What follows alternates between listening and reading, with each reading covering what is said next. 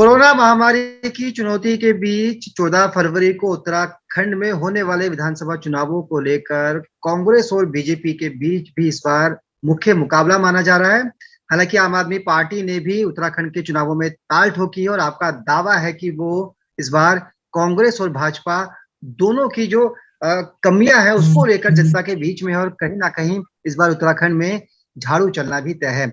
बातचीत करेंगे, हमारे साथ उत्तराखंड में लगभग 20 विधानसभा सीटों के चुनाव प्रभारी राजेश भाटिया जी हैं। जानेंगे उससे पहाड़ का मौसम कैसा है और उत्तराखंड में चुनावी हवा किस ओर बह रही है। भाटिया जी, स्वागत है आपका पंजाब केसरी ग्रुप में। जी जी, नमस्कार आपको। जी सर, 5 साल में तीसरे मुख्यमंत्री हैं पुष्कर सिंह धामी जी और उनके नेतृत्व में बीजेपी चुनाव लड़ रही है। हालांकि अभी आपने क्लियर नहीं किया है कि चुनावों के बाद कमान किसको सौंपी जाएगी, कौन होगा राज्य का मुख्यमंत्री, लेकिन फिलहाल ये तय है कि उनके नेतृत्व में आप लोग चुनाव लड़ रहे हैं। जानना ही चाहेंगे कि सर 70 सीटें हैं, पिछली बार आप लोगों ने काफी ज्यादा लगभग 57 से ऊपर सीटें जीती थी और इस बार आपने कहा है कि 60 से ज्यादा सीटें जीतने का टारगेट आप लोगों का है।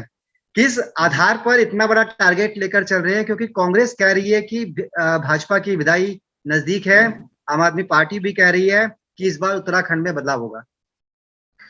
देखिए, मेरा ये कहना है कि हम यशस्वी प्रधानमंत्री नरेंद्र मोदी जी के द्वारा जो केंद्र में जनहित कार्य किए गए हैं, विशेषकर उत्तराखंड के लिए, उसके आधार पर और हमारे युवा मुख्यमंत्री की अपनी छवि और भारतीय जनता पार्टी सरकार द्वारा पिछले 5 साल में किए गए विकास कार्यों के आधार पर हम इस चुनाव में लड़ने जा रहे हैं और निश्चित रूप से हम 60 यानी कि 60 से ऊपर सीटें जीतेंगे। और अब मैं जो ये बात कह रहा हूं, मैं ये खाली हवाबाजी में बात नहीं कह रहा हूं, ये मैं बहुत ही जिम्मेवारी से कह रहा हूं और जन जन की, ये देवभूमि उत्तराखंड के लोगों की, ये हृदय की बात मैं कह रहा हूं। लोगों ने अपना मन बनाया हुआ है। कोई अपना मन 1 दिन या 2 दिन में नहीं बनाता है। 6 महीने पहले लगभग जनता अपना मन बना लेती है कि हमने किसको चुनाव जिताना है और किसको हराना है। और मैं बड़े ही कॉन्फिडेंस से इस बात को कह सकता हूं कि देवभूमि के जागरूक मतदाताओं ने अपना मन विकास को, कार्यों को देने के लिए, देशभक्ति के लिए, एकजुट एक देश के लिए मन बना लिया है और वह पुनः देवभूमि में भारतीय जनता पार्टी सरकार बनेगी। और जहां तक कांग्रेस को और आप आम आदमी पार्टी की बात कर रहे हैं, मैं सिर्फ इतना कहना चाहता हूं कि मुंगेरी लाल के हसीन सपने हैं और मुझे लगता नहीं कि आम आदमी पार्टी को अपना खाता भी खोल पाएगी। और कांग्रेस जिस प्रकार अपने अंदरूनी झगड़ों में घिरी हुई है, एक दूसरे को उसके नेता नीचा दिखाने में लगे हुए हैं, जनता सब देख रही है और समय आने पर इसका माकूल जवाब देगी। भाटिया जी, अंदरूनी झगड़े की बात तो भाजपा पर भी लागू होती है। 5 साल में 3 मुख्यमंत्री आप लोगों ने दे दिए। इसके साथ साथ इस राज्य का एक रिकॉर्ड भी है, 2007 में जब से अस्तित्व में आया है तब से किसी भी पॉलिटिकल पार्टी को दोबारा सत्ता हाथ नहीं लगी है। क्या देखिए, ये शुभ अशुभ आप लोग भी देख के चल रहे हैं? जी, भारतीय जनता पार्टी सभी प्रकार के रिकॉर्ड तोड़ने में विश्वास रखती है। पिछले 5 साल में जो हमने विकास कार्य किया उसका भी रिकॉर्ड हमने तोड़ा है और अब दोबारा सरकार बनाकर भी हम इस भ्रांति को दूर करेंगे। जी सर, आप मुख्य मुकाबला किससे मानते हैं? क्योंकि कांग्रेस के भी मुख्यमंत्री वहां पे रहे हैं, आम आदमी पार्टी दिल्ली का जो चुनावी मॉडल है, जो दिल्ली में काम किए उसको दिखाकर वहां पर चुनाव मैदान में है। इसके साथ साथ बसपा है और एक जो क्षेत्रीय पार्टी है उत्तराखंड क्रांति दल, वो भी मैदान के अंदर है। निश्चित रूप से हमारी जो लड़ाई तो किसी से है ही नहीं है और दूर दूर तक जब हम 70 में से 60 से अधिक सीटें जीतने जा रहे हैं तो निश्चित रूप से कोई सामने कोई बहुत बड़ा विपक्ष चुनौतियां नहीं है हमारी। तो मुझे लगता नहीं कि बहुत बड़ी लड़ाई है। फिर भी हाँ, दूसरे नंबर पे आप कह सकते हैं कि जो दल आएगा तो कांग्रेस की संभावना लगती है उसके हिसाब से सामने आने। मतलब मुख्य मुकाबला आप कांग्रेस से मान रहे हैं। एक सवाल आपसे करना चाहूंगा कि आपने कहा कि बहुत सारे काम हमने किए हैं, प्रधानमंत्री नरेंद्र मोदी के नेतृत्व में जो योजनाएं उत्तराखंड में लागू होनी चाहिए थी या चलनी चाहिए थी, उस पर भाजपा अक्षर अक्षर ईमानदारी के तौर पर काम करती रही है। कुछ काम ऐसे हैं जैसे कि त्रिवेंद्र सिंह रावत के कार्यकाल में जो गठित विवादास्पद 4 धाम बोर्ड कानून था उसको भी रद्द कर दिया गया था, जिसको लेकर पुरोहित नाराज थे।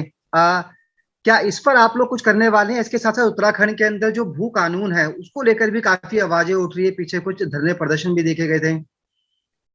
देखिए, बहुत सारी बातें ऐसी होती हैं कि समय समय पर हर चीज की समीक्षा की जाती है। हम घर में भी कई बार ऐसे काम करते हैं, उसकी हम बाद में समीक्षा करते हैं।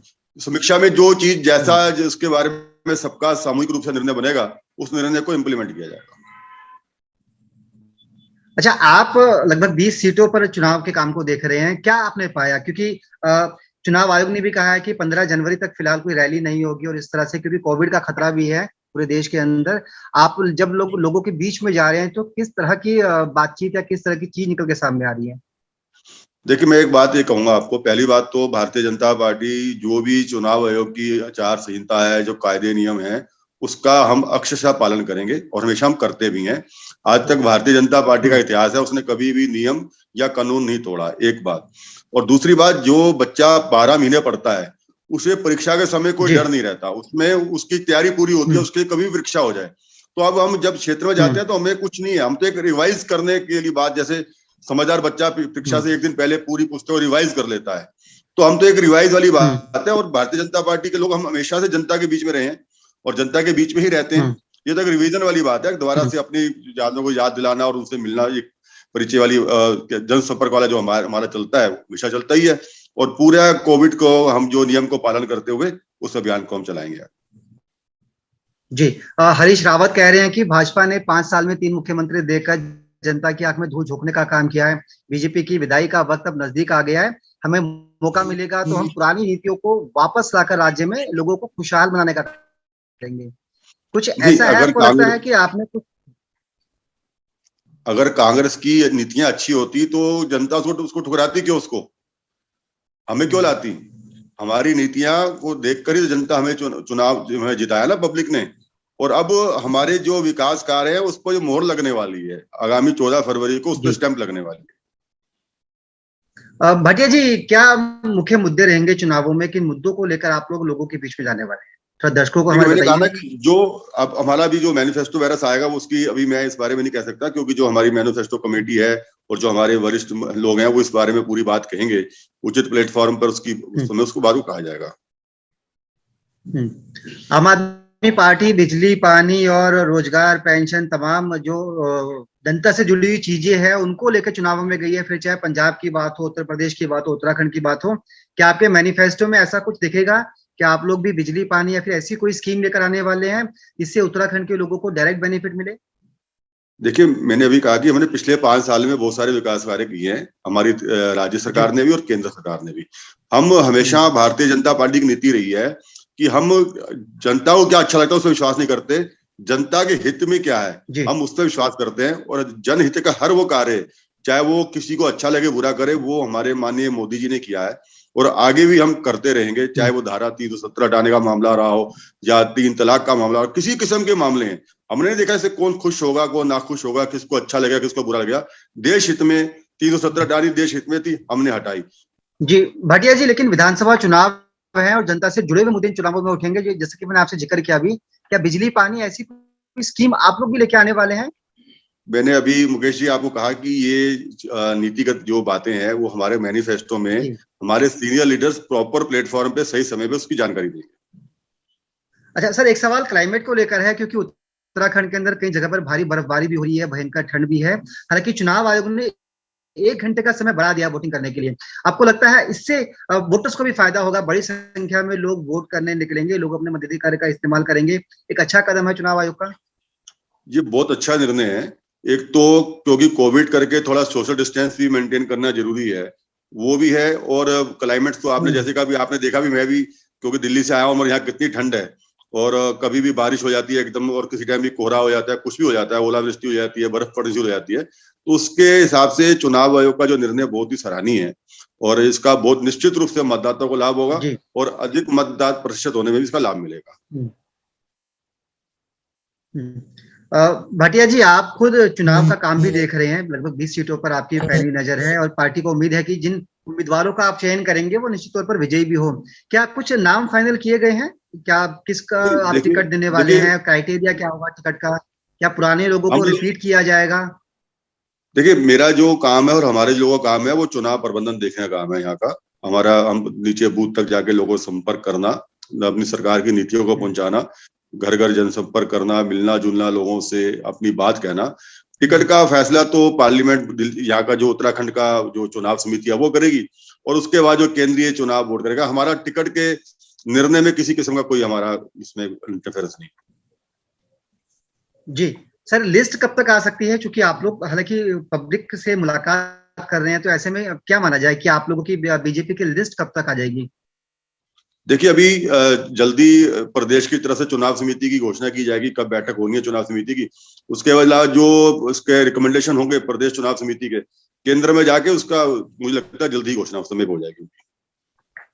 जी, एक सवाल सर यह है कि फिलहाल 15 जनवरी तक रैली, रोड शो, पदयात्रा, इन तमाम चीजों पर रोक लगा दी गई है, तो आप लोग प्रचार कैसे कर रहे हैं? क्योंकि ठंड का मौसम है, उत्तराखंड में वोटर भी घर के अंदर है, भी अपने कोरोना भी है, तो ऐसे में क्या टेक्निक आप लोग अपना रहे हैं? जी, हम तो हमारा देखिए मुकेश, शुरू से एक हमारा नारा रहा है, बूथ जीता चुनाव जीता।